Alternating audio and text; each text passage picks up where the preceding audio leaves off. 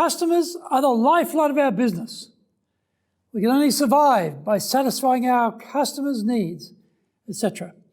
I'm sure we all have said these things or considered these things in our businesses. However, when we audit our communication about our brand or our products, the customer has suddenly disappeared.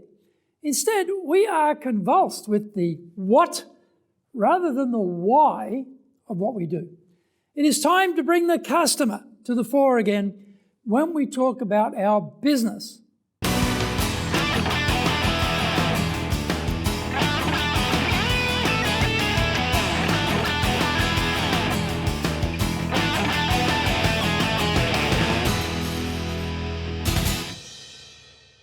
Welcome back to this weekly edition every Friday of the Japan Business Mastery Show.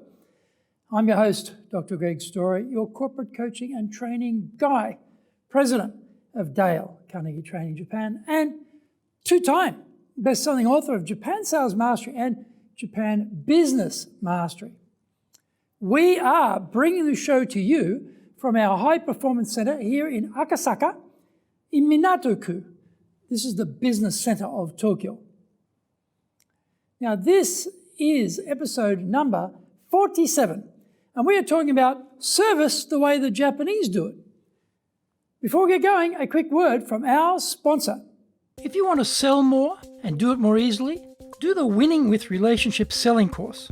If you can't build trust, no sale. Can't design excellent questions to understand the client's needs, no sale. Can't present the solution convincingly, no sale. Can't handle objections properly, no sale. Can't close, no sale. Master the sales process by doing the Winning with Relationships selling course now in either Japanese or English. Are you doing business with Japan? Do you really know how things work? Japan Business Mastery provides the answers. Do you have the right networks and know how to create them?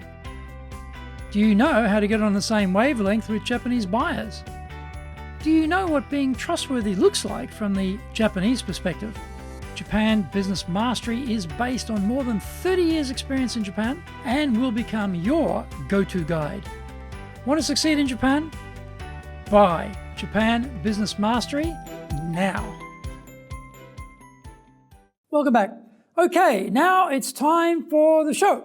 それでは行きましょう. So let's get going. Service the way the Japanese do it. I'm sure you have seen notices explaining that this location is going to close while the building is being reconstructed. One notice, however, has become much talked about amongst Japanese retailers. Toraya, a very famous traditional sweets manufacturer and retailer, has been around for a long time. Mr. Mitsuhiro Kurokawa is the 17th generation of his family to lead the business, and his "We Are Rebuilding" notice is considered outstanding, even in a country where omotenashi is renowned. Most such notices tell facts, supply relevant data, and provide the obligatory greetings about serving, again when we reopen in the future. Kurokawa-san did all of that, but much more. He put the current change in historical perspective, noting the business started in Kyoto in 1586, moving to Tokyo in 1869, and to this location in 1964. He then started to tell some stories about the customers they have had at this shop on Aoyama Street in Akasaka over the last 50 plus years. He mentioned that every 3 days, a male customer visited the shop to enjoy oshiroko, which is a bean paste sweet soup with grilled mochi. Another customer, a kindergarten boy aged about, 4 or 5, came with his mother to the shop every day and bought a bite-sized yorkan, a sweet bean paste block. A 100-year-old lady regularly came by wheelchair to the shop. She later became hospitalized, and her family came to buy namagashi, which is a fresh Japanese sweet for her, and also higashi, a dried sugar sweet, to take to the hospital for her. Telling customers stories is powerful. Kurokawa-san made the customers' experiences come alive, and he linked them to the products they enjoyed. The feeling of the notice is that there is a special bond they feel with all of their customers. Are we communicating we feel a special bond with our customers? Are we weaving enough customer stories into our communication? Real episodes that the reader can visualize in their mind's eye. We know the human touch is so important, but often we can get tied up with the spec, the data, the details, and lose sight of how we can differentiate ourselves in the market. Is your communication all about you and what you can do and nothing about your customers? We might be the 17th generation in our business, but we can bring more heart into the service we provide our customers. We can start right now with the service we provide and how we communicate that service. Thank you for watching this episode, and remember to hit the subscribe button. The Japan Business Mastery Show is here to help you navigate your way around business in Japan. Subscribe on YouTube. Share with your family, friends, and colleagues. Hit the little bell icon for automatic new episode notifications. Our website details are on screen now, enjapan.dalecarnegie.com.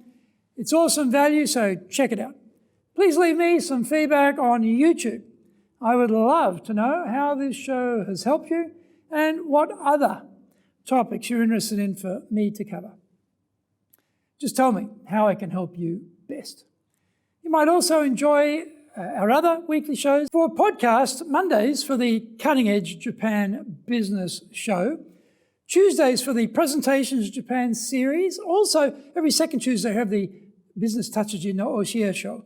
Wednesdays for the Sales Japan series, Thursdays for the Leadership Japan series, and every second Thursday we have the Business Pro Terebi show. Fridays we have the Japan Business Mastery show, and Saturdays we have Japan's top business interviews. And these are all wherever you get your podcast. Now on Mondays I release my other TV shows, the Cutting Edge Japan Business Show, that's on YouTube.